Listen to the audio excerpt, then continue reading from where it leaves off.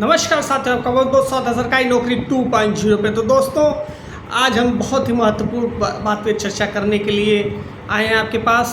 देखिए, आप लोगों ने अगर माननीय मुख्यमंत्री जी का अगर भाषण सुना होगा, जब आउटसोर्सिंग कर्मचारियों निगम के लेकर उन्होंने बोला था, तो उस भाषण में एक चीज़ बोला था, इससे 5 लाख कर्मचारी लाभान्वित होंगे। अब वो 5 लाख कर्मचारी क्यों, आप लोग कन्फ्यूज हो रहे थे, सब लोग हो रहे थे कि 5 लाख कौन होंगे, क्योंकि कर्मचारी तो लमसम 10 लाख रुपए हैं। सभी गूगल भी बोलता है और बहुत सारे आंकड़े भी बोलते हैं, पर गूगल की विशेषता पे सवाल हो सकता है। पर लेकिन जो अलग अलग डाटा न्यूज़पेपर के माध्यम से आते हैं और भी सोर्सेस आते हैं, तो उस पर बातें कर लेते हैं। तो अगर हम 10 लाख मानते हैं तो किस हिसाब से 10 लाख कर्मचारी हैं? 10 लाख कर्मचारी का आंकड़ा जो है कैसे है? सरकार क्यों 5 लाख कहती है? आज के न्यूज़पेपर की मैं कटिंग यहाँ पर लगा दे रहा हूँ, इसको देख लीजिए। इसमें जो यहाँ पर जो चर्चा की गई है निगम को लेके कि प्रक्रिया शुरू हो गई है, रजिस्ट्रेशन होना है, उसको लेके इसमें भी जिक्र किया है कि 4 लाख से अधिक कर्मचारी इसमें लाभान्वित होंगे। चलिए हम बातें करते हैं कि सबसे बड़ा महत्वपूर्ण जो हमारा थंबनेल था, आउटसोर्स कर्मचारी और कॉन्ट्रैक्चुअल कर्मचारी में अंतर क्या है, इसको समझने की सबसे बड़ी ज़रूरत है। सबसे पहले हम बात करते हैं आउटसोर्स कर्मचारी।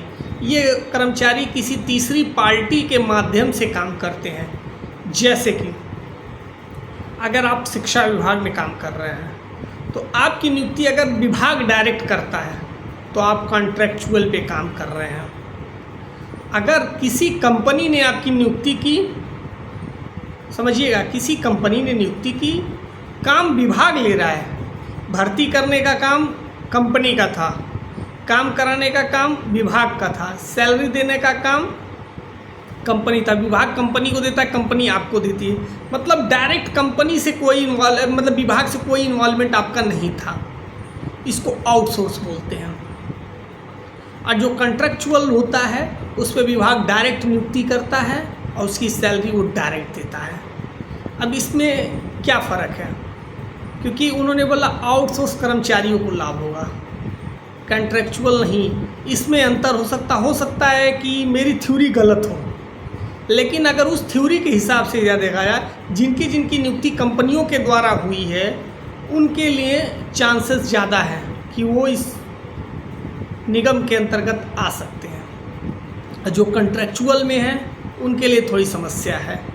अब एक चीज़, एक उदाहरण के तहत हम समझ लेते हैं। एक स्कूल में सफाई या सुरक्षा का काम किसी आउटसोर्स कंपनी को दिया गया, तो वो सफाई या सुरक्षा कर्मी आउटसोर्स कर्मचारी का रहेगा, क्योंकि स्कूल ने तो उसको डायरेक्ट भरा नहीं है। उसने कंपनी से कहा कि मुझे कर्मचारी चाहिए, कंपनी ने उसके लिए वैकेंसी निकाली, भरा, उसके बाद वो काम करा रहा है, विभाग काम करा रहा है, सैलरी कंपनी को दे रहा है, कंपनी उसमें अपना कट ले रहा है, उसके बाद इनको दे रहा है। अब कॉन्ट्रैक्चुअल में ये कर्मचारी सीधे सरकारी या प्राइवेट संस्था के साथ एक निश्चित अवधि के लिए अनुबंध, इसमें लिखा है ना, कॉन्ट्रैक्ट पर काम करते हैं। वेतन और सुविधाएं सीधे उस संस्था द्वारा दी जाती है, डायरेक्ट उनके खाते में दी जाती है। काम के नियम और शर्तें अनुबंध में स्पष्ट होते हैं, उनको क्या काम करना है, कितने दिन करना है, क्या चीज़ करना है, सारी चीज़ें स्पष्ट होती हैं।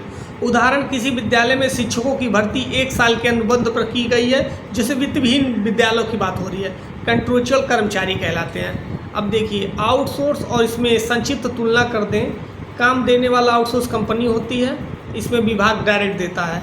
वेतन आउटसोर्स कंपनी पहले विभाग कंपनी को देता है, कंपनी आपको देती है, और कॉन्ट्रैक्चुअल में सीधे विभाग आपको दे देता है। देखिए, इसमें क्या है पहलू, चांसेस किसके अस्थायी होने, सबसे ज़्यादा इस कॉन्ट्रैक्चुअल के चांसेस होते हैं अस्थायी होने के लिए, क्योंकि विभाग उनको डायरेक्ट नियुक्त किया होता है, तो विभाग को पता होता है। वो भी कॉन्ट्रैक्ट पे होते हैं, 3 साल, 6 महीने, 1.5 साल, 2 साल, जैसे ही होता है, और इनका भी होता है। इनका थोड़ा चांस कम होता है क्योंकि ये कंपनी के थ्रू होते हैं। बस इसी चीज़ का एक विरोध था। अब आई होप आप लोग ये चीज़ समझ लिए होंगे। हो सकता है कि मेरे डिस्क्रिप्शन करने में कुछ त्रुटियां रह गई हो, तो आप उसे, अगर आपको जानकारी हो तो आप सुधार कर सकते हैं। और अगर आपको ये सारी जानकारी चाहिए तो मैं इसका PDF इस वीडियो के डिस्क्रिप्शन में दे सकता हूँ। वीडियो अच्छा लगा तो वीडियो को लाइक कीजिए, चैनल को सब्सक्राइब कीजिए। मिलते हैं नेक्स्ट वीडियो में, तब तक के लिए धन्यवाद। जय हिंद, जय भारत।